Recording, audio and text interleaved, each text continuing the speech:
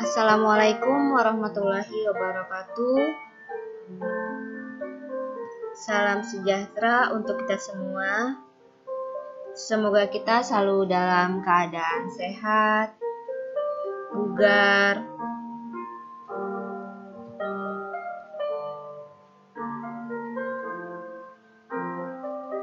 Pada kesempatan kali ini kita akan belajar prakarya kelas 9 bersama saya Ibu Fitriani.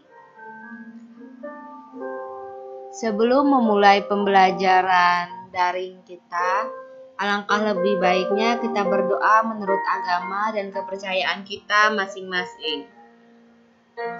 Berdoa dimulai.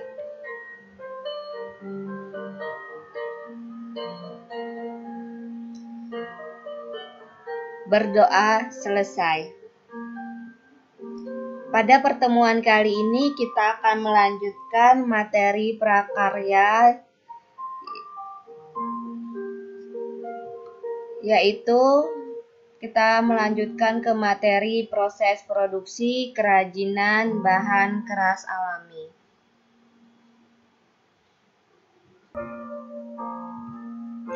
Adapun kompetensi dasar dari pembelajaran ini yaitu menganalisis prinsip perancangan, pembuatan, dan penyajian produk kerajinan dari bahan kayu, bambu, dan atau rotan yang kreatif dan inovatif. Tujuan pembelajaran kita yaitu diharapkan siswa mampu menganalisis proses produksi bahan keras kayu, rotan, dan juga bambu. Kita langsung saja ke materi kita yang pertama, yaitu tentang kerajinan kayu. Yang pertama yaitu bahan produksi pembuatan kerajinan kayu. Yang jelas bahan utamanya sudah pasti kayu, dan jenisnya itu disesuaikan dengan keperluan, entah kayu jati, kayu ulin, dan berbagai jenis kayu lainnya. Selain kayu, ada bahan-bahan lain seperti lem, cat, juga paku.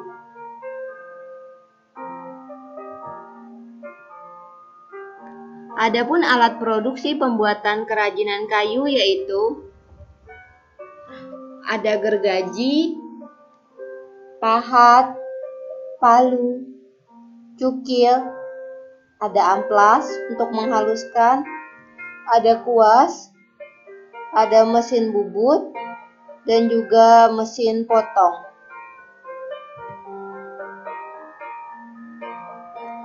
Selanjutnya kita bahas contoh produk kerajinan kayu. Contoh-contohnya yaitu yang pertama ada figura. Ini bisa untuk foto, bisa juga untuk bingkai cermin, dan lain sebagainya, yang terbuat dari kayu yang diukir dengan bentuk yang sangat cantik. Contoh selanjutnya di bagian B, ini adalah vas bunga yang terbuat dengan kayu yang diukir dengan hiasan yang menarik. Selanjutnya ada kerajinan berbahan kayu, yaitu kalian lihat pada gambar C, itu ada miniatur rumah, miniatur mobil, dan juga miniatur kapal. Contoh selanjutnya di bagian D, ada miniatur motor, miniatur mobil, dan juga miniatur beca yang dibuat dari kayu. Kita lanjut kepada proses pembuatan kerajinan kayu. Dalam proses pembuatan kerajinan kayu, ada beberapa teknik yang biasa digunakan. Antara lain teknik ukir, teknik bubut, teknik potong sambung, teknik bor, dan beberapa teknik lainnya. Setiap teknik itu memiliki tingkat kesulitannya masing-masing. Namun yang paling sulit itu umumnya adalah teknik mengukir, karena memang diperlukan skill khusus agar bisa menghasilkan ukiran yang berkualitas dan juga indah serta menarik. Berikut ada contoh kerajinan dari bahan kayu berdalam bentuk papan nama. Adapun langkah-langkah pembuatannya, yang pertama adalah mencetak huruf yang akan dibuat di atas kayu. Kalau ingin cetakan hurufnya rapi, bisa saja menggunakan huruf-huruf yang ada di Microsoft Word. Jadi diketik dulu kemudian di print, baru nanti hasil printannya itu dijadikan alat untuk mencetak kayunya, mencetak huruf di atas kayu tersebut. Selanjutnya, hasil cetakan tadi dipotong dengan menggunakan gergaji scroll. Setelah potongan-potongan kayu tersebut selesai dan membentuk sesuai dan bentuknya sudah sesuai keinginan, bisa diberikan warna sesuai dengan keinginan masing-masing. Boleh dengan pilihan warna yang glossy atau boleh juga dengan warna yang doff, tergantung selera masing-masing. Selanjutnya, kemudian potongan huruf tadi disusun membentuk pajangan papan nama yang diinginkan.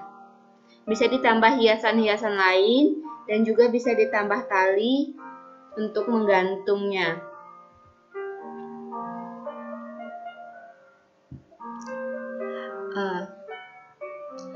Setiap produk itu memang memiliki ciri khasnya masing-masing, terutama untuk kayu yang diukir. Setiap daerah-daerah di Indonesia itu memiliki ciri khas, dan ciri khas masing-masing itu memiliki makna tersendiri. Kita lihat, yang pertama yaitu ada ragam hias Padang. Ragam hias ini memiliki makna tentang ungkapan pepatah Minangkabau, alam tak kambang jadi guru. Artinya bahwa alam itu bisa menjadi pedoman, ajaran, dan guru dalam kehidupan manusia.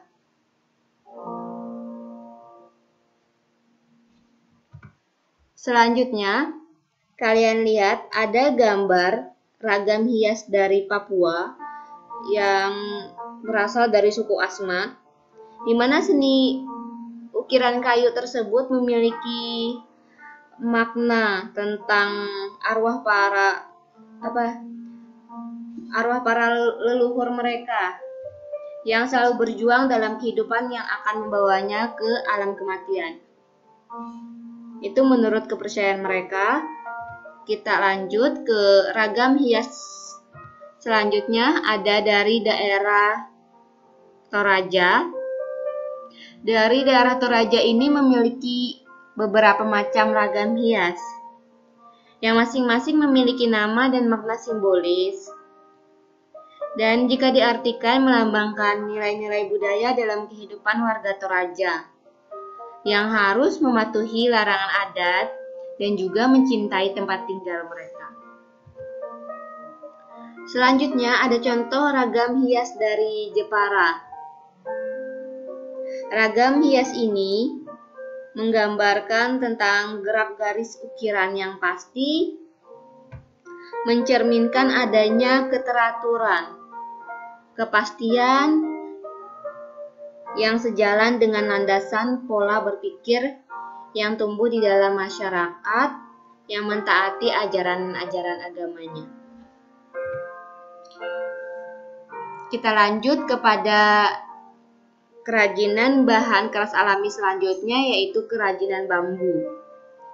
Yang pertama, bahan produksi pembuatan kerajinan bambu. Tentu saja bahan utamanya adalah bambu. Apapun jenis bambu yang digunakan, ada berbagai jenis, disesuaikan dengan kerajinan yang ingin dibentuk. Selain bambu, ada bahan-bahan lain, yaitu ada pewarna politur yang tujuannya untuk memberikan warna yang alami bagi bambu tersebut. Juga ada lem dan juga paku. Adapun alat produksi pembuatan kerajinan bambu ini, yang pertama ada parang. Bagian B kalian lihat ada gambar palu, ada gergaji, ada pisau raut, tang, ada pahat, meteran, kuas, dan bor. Dan tentu saja setiap alat ini memiliki fungsinya masing-masing. Kita lanjut ke contoh produk kerajinan bambu. Kerajinan bambu itu umum sekali digunakan sebagai kerajinan fungsional. Dia memiliki fungsi tertentu. Seperti kalian lihat pada gambar, bagian A itu ada sendal yang terbuat dari bambu. Kemudian yang bagian B itu adalah peralatan-peralatan dapur seperti nyiru, ada juga peralatan memasak, tempat menyimpan makanan, dan juga ada topi. Bagian C kalian lihat itu ada kap lampu. Di gambar D itu tempat tidur. Selain tempat tidur, kerajinan dari bambu juga bisa dibuat untuk kursi dan lain sebagainya. Juga bisa digunakan untuk membuat gantungan kunci, miniatur-miniatur juga sebenarnya bisa. Kita lanjut ke materi selanjutnya, yaitu tentang proses pembuatan kerajinan bambu. Dan tentunya hal pertama yang harus dilakukan adalah memilih kerajinan bambu agar bahan yang dipilih itu adalah bambu yang baik. Sehingga kerajinannya ketika dibuat kerajinan itu tidak mudah rusak dan tidak mudah pecah. Adapun beberapa cara memilih bambu yang baik, yaitu yang pertama, pilihlah bambu yang usianya sedang, tidak terlalu muda, juga tidak terlalu tua. Setelah ditebang, lalu potong sepanjang 2-3 ruas atau dipotong sesuai dengan keinginan dan kebutuhan masing-masing. Kemudian bambunya disimpan di tempat yang sejuk dengan cara ditegakkan hingga 5-6 hari. Setelah itu, pilihlah bambu yang ingin dibuat kerajinan. Kita lanjut kepada proses pembuatan kerajinan dari bambu. Di sini ada contoh pembuatan kerajinan dari bambu. Contohnya itu pembuatan kopiah. Yang pertama, memilih bambu kemudian dipotong. Kalian lihat pada gambar A tersebut.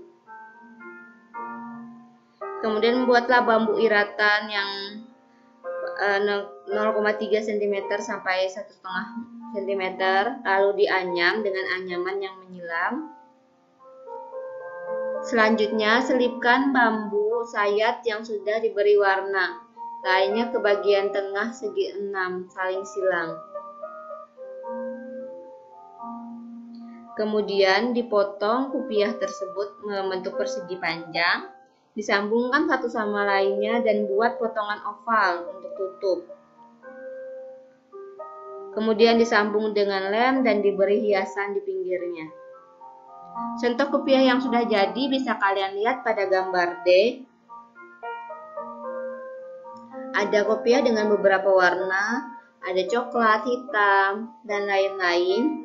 Dan supaya memberikan kenyamanan atau rasa nyaman bagi penggunanya, maka bagian dalam kopiah tersebut diberikan kain.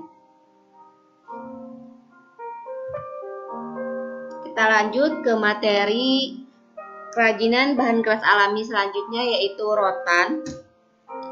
Yang pertama, bahan produksi pembuatan kerajinan rotan. Bahannya tentu saja rotan, entah itu rotan batang, rotan kupasan, atau juga rotan isi atau vitrit. Ada minyak tanah, ada belerang, paku, dan juga ada folitur.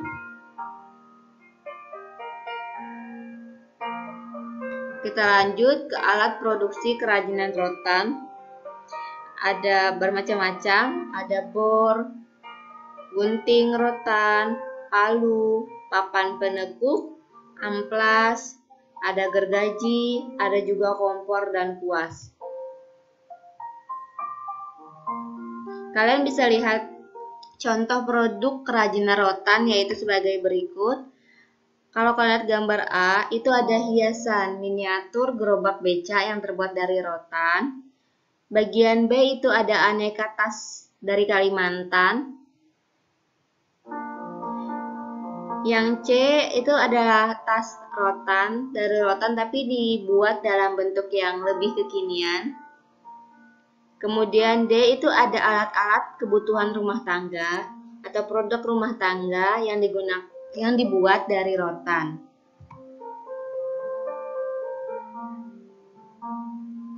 Kita lanjut ke proses pembuatan kerajinan rotan. Karena tanaman rotan itu berduri, tentu proses pertama yang harus dilakukan adalah membersihkan pelepahnya yang berduri tersebut. Kemudian, rotan tersebut harus diawetkan. Dilakukan pengawetan supaya terlindung dari jamur blue stain. Secara garis besar, terdapat dua proses pengolahan bahan baku rotan.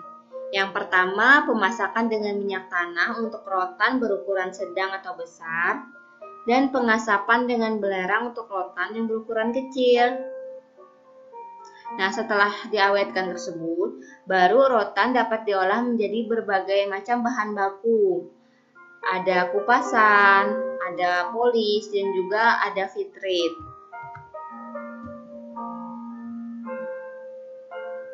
Kita lanjut ke proses pembuatan kerajinan rotan. Yang pertama adalah pembuatan kerangka. Untuk produk ukuran besar, bisa kursi, meja, rak, lemari.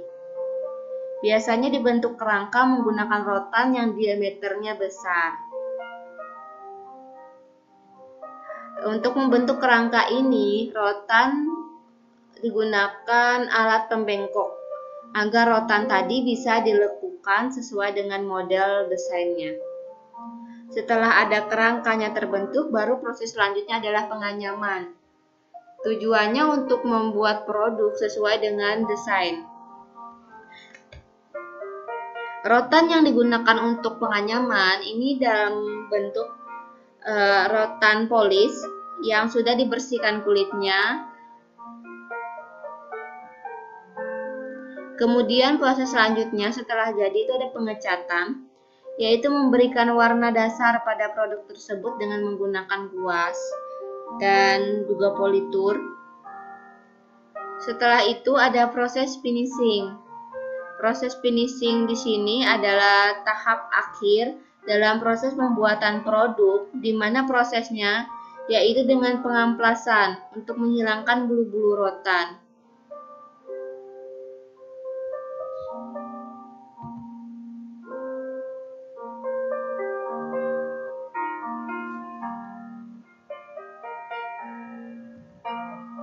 Dalam pembuatan rotan dengan ukuran kecil menggunakan rotan vitrit, sebelum digunakan itu memang sebaiknya direndam dulu dengan air selama 1-2 menit.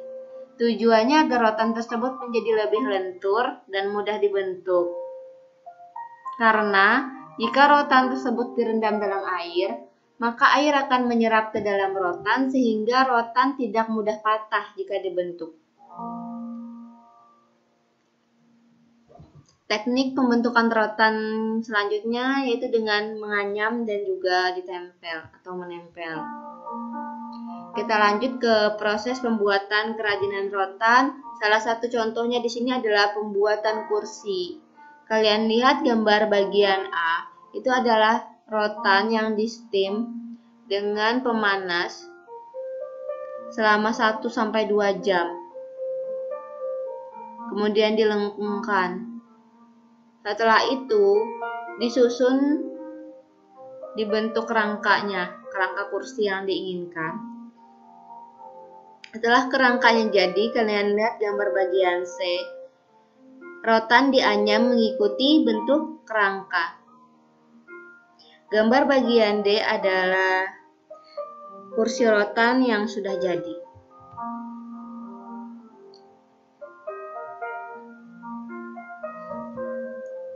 Sekiranya itu saja yang dapat saya sampaikan tentang materi pembelajaran kali ini. Salah dan hilaf mohon dimaafkan.